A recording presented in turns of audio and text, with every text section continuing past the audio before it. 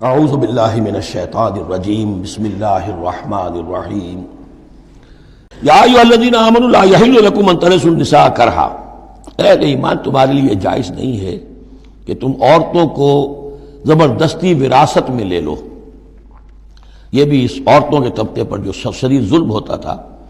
کیونکہ پالیگیمی عام تھی، ایک شخص ہے فوت ہوا ہے، 4 ہے 5 بیویاں ہیں۔ اب فرض کیجئے کہ جو بیٹا ہے بڑا جو وارث بن گیا ہے،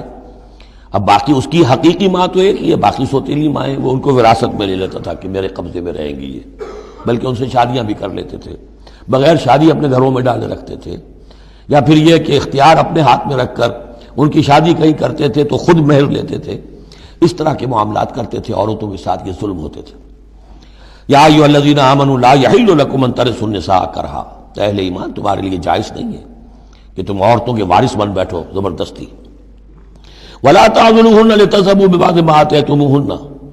اور نہ تمہارے لیے یہ جائز ہے کہ تم ان کا راستہ روک کے رکھو انہیں، تاکہ تم واپس لے لو ان سے جو کچھ کہ تم نے انہیں دیا ہے۔ اب نکاح کیا تھا اس وقت تو بڑے چاؤ تھے اور لاڈ تھے اور کیا کیا دے دیا تھا، اور اب جو ہے اس سے وہ واپس ہتھیانے کے لیے طرح طرح کے ہتھ کنڈے استعمال ہو رہے ہیں، انہیں تنگ کیا جا رہا ہے، ٹارچر کیا جا رہا ہے، ذہنی طور پر تکلیف پہنچائی جا رہی ہے۔ الا یاتین بفاحشۃ مبینہ، ہاں اگر کسی سے صریح جو ہے حرام کاری کا فعل سرزد ہو گیا، اس پر کچھ زیادتی کی جائے، اسے کچھ سزا دی جائے، جیسے کہ اوپر آ چکا ہے فعذوہما، اس وقت تو اجازت ہے۔ اس کے بغیر جو ہے کسی کے اوپر زیادتی کرنا، خاص طور پر اگر نیت یہ ہے کہ میں اس سے اپنا مہر واپس لے لوں۔ وعاشروہن بالمعروف، دیکھو عورتوں کے ساتھ معاشرت اختیار کرو، رہو سہو معروف طریقے پر، بھلے طریقے پر، اچھے طریقے پر، نیکی اور راستی کے ساتھ۔ فَإِن كَرِهْتُمُوهُنَّ فَعَسَىٰ أَن تَكْرَهُوا شَيْئًا وَيَجْعَلَ اللَّهُ فِيهِ خَيْرًا كَثِيرًا، تو اور اگر تمہیں کسی وجہ سے اب وہ ناپسند ہو گئی ہے، انہیں پسند نہیں کرتے تم، تو ہو سکتا ہے کہ کسی شے کو تم ناپسند کرو، درا حال ہے کہ اللہ نے اسی میں تمہارے لیے خیر کثیر رکھ دیا۔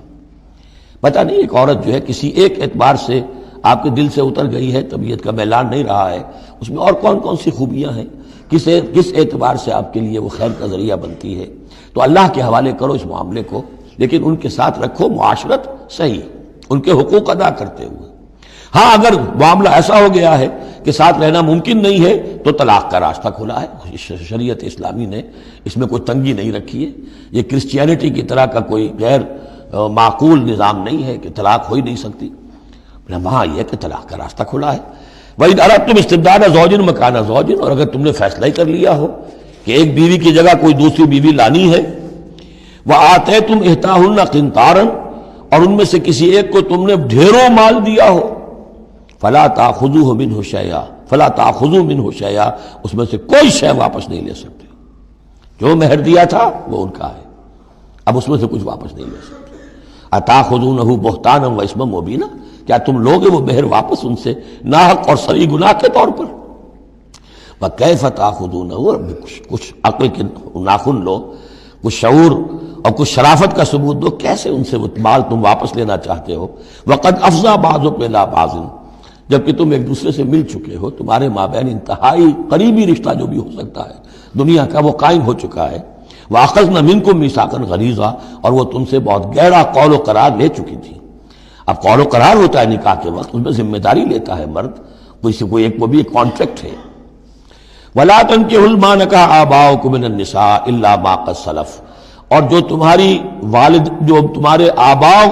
نے، تمہارے باپوں نے جن سے نکاح کیا ہو ان سے تم نکاح مت کرو۔ جو میں نے کہا تھا نا کہ جو سوتیلی مائیں ہوتی تھیں ان کو وہ اپنے نکاح کر کے گھر میں ڈال دیا یا بغیر نکاح کے ڈال دیا۔ یہ نکاح وہاں بھی اس معاشرے میں بھی اس کو کہتے تھے نکاح مقت، بہت ہی برا نکاح ہے، فطرت انسانی تو اباح کرتی ہے لیکن رواج ان کا تھا۔ یہاں قرآن مجید نے آ کر اس کا جو ہے سختی کے ساتھ سد باب کیا۔ وَلَا تَنكِحُوا مَا نَكَحَ آبَاؤُكُمْ، جن عورتوں سے نکاح کیا ہو تمہارے باپوں نے ان سے نکاح نہ کرو، مِنَ النِّسَاءِ إِلَّا مَا قَدْ سَلَفَ، سوائے اس کے کہ جو ہو چکا، إِنَّهُ كَانَ فَاحِشَةً وَمَقْتًا، یقیناً یہ بڑی بے حیائی کی بات ہے اور اللہ تعالیٰ کے غضب کو بھڑکانے والی ہے، وَسَاءَ سَبِيلًا، اور بہت ہی برا راستہ ہے۔ اب یہ طویل آیت آ رہی ہے جس میں محرمات ابدیہ کا بیان ہے کہ کن رشتوں میں نکاح کا معاملہ نہیں ہو سکتا، ایک مرد کن کن اپنی خواتین رشتہ داروں سے شادی نہیں کر سکتا۔ حرمت علیکم امہاتکم، حرام کر دی گئی تم پر تمہاری مائیں، نمبر 1، وبناتکم، تمہاری بیٹیاں، واخواتکم، اور تمہاری بہنیں، وعماتکم، اور تمہاری پھوپھیاں، وخالاتکم، اور تمہاری خالائیں، وبنات الاخ، اور بھائی کی بیٹیاں یعنی بھتیجیاں، وبنات الاخت، اور بہن کی بیٹیاں یعنی بھانجیاں، وامہاتکم اللاتی ارضعنکم، اور تمہاری وہ مائیں جنہوں نے تمہیں دودھ پلایا ہے، واخواتکم من الرضاعۃ، اور تمہاری دودھ پلانے والیوں کی بیٹیاں کہ جو تمہارے اب بہن بن گئی ہیں رضاعی، وامہات نسائکم، اور تمہاری بیویوں کی مائیں یعنی ساس جن کو ہم کہتے ہیں خوش دامن،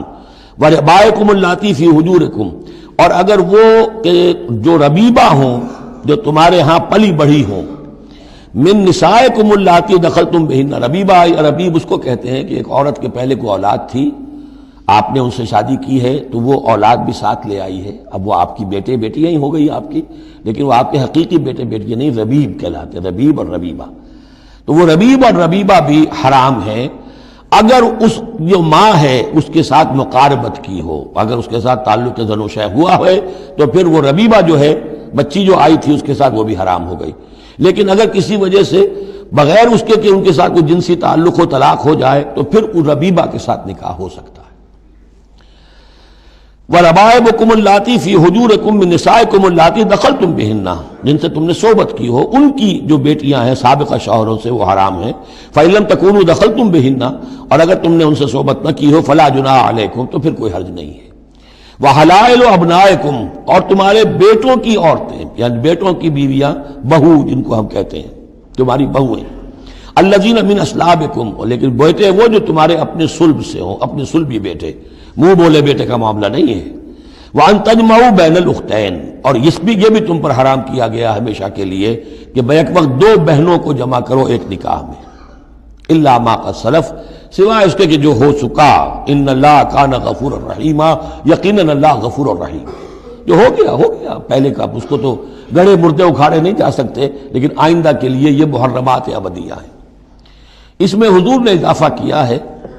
کہ دو بہنوں کو بھی ایک وقت نکاح میں نہیں رکھ سکتے، اسی طرح خالہ بھانجی کو بھی نکاح میں نہیں رکھ سکتے، اور پھپھی بھتیجی کو بھی نکاح میں نہیں رکھ سکتے۔